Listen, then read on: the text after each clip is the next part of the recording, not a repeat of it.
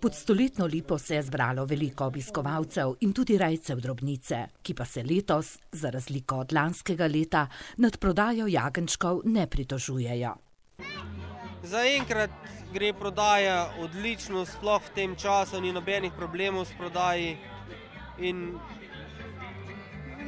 zaenkrat se nimamo kaj pritoževati. Nekateri so reje zmanjšali, število živali se je zmanjšalo, zaradi tega je povpraševanje ostalo isto, vendar ker je manj živali, je to večje in je tudi temu primerna cena višja.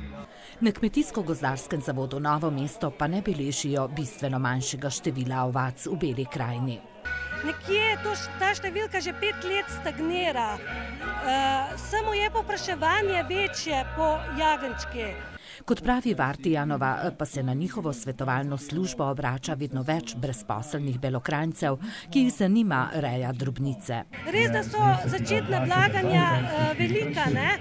In bi bilo dobro mogoče, da bi občine ali pa države pomagale pri te začetni vlaganji, da bi potem lažje se razvijale te kmetije. Praksa namreč kaže, da je ovčereja donosna kmetijska panoga.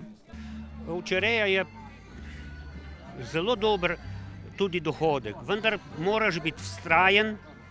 Prvo si je potrebno urediti dobro čredo, potem pa imeti stalnega kupca. Če to ni urejeno, potem je zgrešeno.